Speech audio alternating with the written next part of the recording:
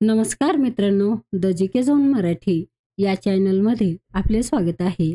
आज आपण आदिवासी विकास विभाग भरतीसाठी आवश्यक असलेले प्रश्न उत्तरे घेणार आहोत। चला तर सुरू करूया। खालीलपैकी कोणते पक्षी अभयारण्य महाराष्ट्रातील पहिले रामसर स्थळ आहे? खालीलपैकी नांदूर मधमेश्वर पक्षी अभयारण्य महाराष्ट्रातील पहिले रामसर स्थळ आहे। नांदूर मधमेश्वर अभयारण्य नाशिक जिल्ह्यातील निफाड तालुक्यात गोदावरी आणि कादवा नदीच्या संगमावर आहे। या अभयारण्याला महाराष्ट्राचे भरतपूर म्हणून ओळखले जाते। 27 जानेवारी 2020 मध्ये नांदूर मधमेश्वर पक्षी अभयारण्याला महाराष्ट्रातील पहिले रामसर स्थळ म्हणून घोषित करण्यात आले। महाराष्ट्रातील खालीलपैकी कोणते वन्यजीव अभयारण्य बायसन अभयारण्य म्हणून देखील ओळखले जाते? राधानगरी वन्यजीव अभयारण्य बायसन अभयारण्य म्हणून देखील ओळखले जाते। हे महाराष्ट्रातील कोल्हापूर जिल्ह्यात आहे। हे अभयारण्य विशेषतः रानगव्यांसाठी भारतीय बायसन प्रसिद्ध आहे। या अभयारण्याची स्थापना 1958 मध्ये झाली। त्यावेळी याला दाजीपूर अभयारण्य असे नाव देण्यात आले होते। महाराष्ट्रातील पहिले घोषित वन्यजीव अभयारण्य आहे।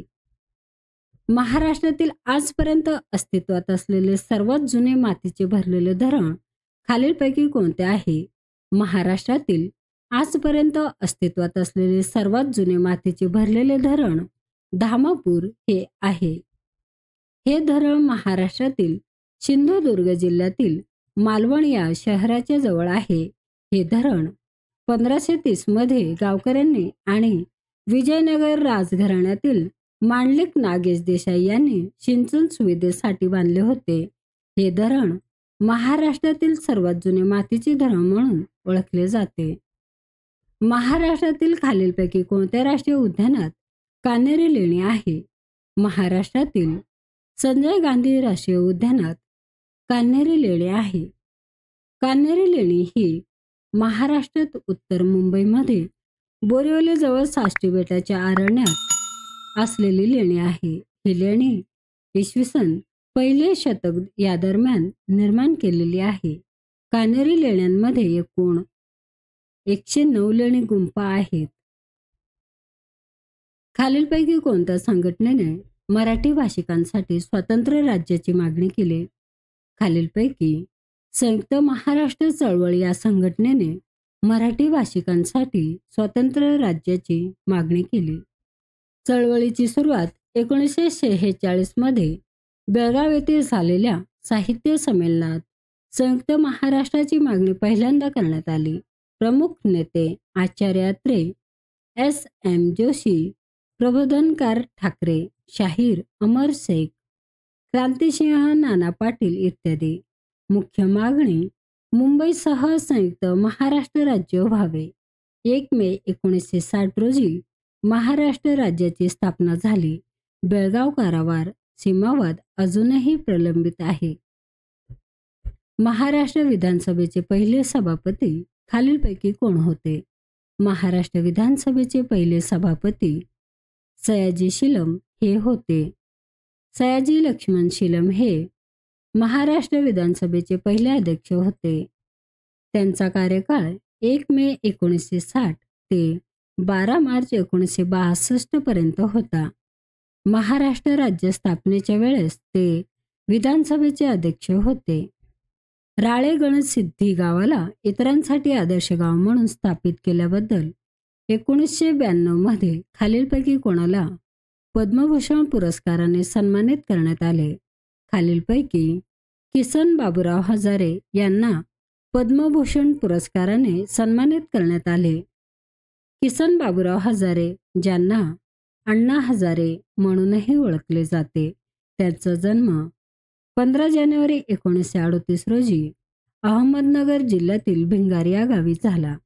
माहिती अधिकार कायदा आणि भ्रष्टाचार विरोधी आंदोलनात त्यांचा मोठा सहभाग होता।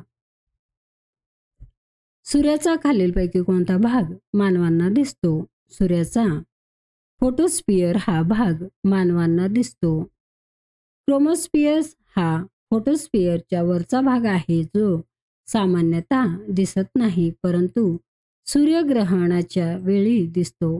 कोर हा सूर्याचा सर्वात आतील भाग आहे, जिथे अणुसंचलन न्यूक्लिअर फ्युजन प्रक्रिया होते. कोरोना हा सूर्याचा बाह्य भाग आहे, जो खूप गरम असतो आणि लाखो किलोमीटर पर्यंत पसरलेला असतो. फोटोस्फिअर हा सूर्याचा दृश्य भाग आहे, जो आपण उघड्या डोळ्यांनी पाहू शकतो. फोटोस्फिअर हा भाग मानवांना दिसतो. हा सूर्याचा पृष्ठभाग आहे, जिथून प्रकाश आणि उष्णता उत्सर्जित होते.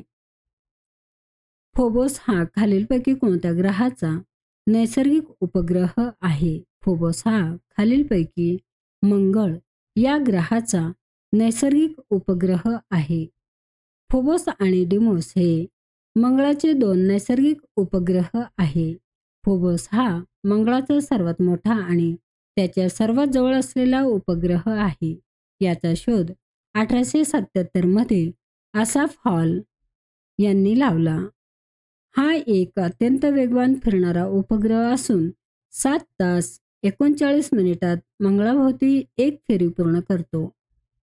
सूर्याचा प्रकाश पृथ्वीवर पोहोचण्यासाठी लागणारा वेळ काय आहे? सूर्याचा प्रकाश पोहोचण्यासाठी लागणारा वेळ 8 मिनिटे 18 सेकंद आहे. सूर्यापासून पृथ्वीपर्यंतचे अंतर सुमारे 150 दशलक्ष किलोमीटर आहे. प्रकाशाचा वेग प्रति सेकंद सुमारे 3 लाख किलोमीटर आहे. त्यामुळे सूर्याचा प्रकाश पृथ्वीवर पोहोचण्यासाठी सुमारे 8 मिनिटे 18 सेकंद लागतात. मानवी विकास निर्देशांक खालीलद्वारे प्रकाशित केले जातात.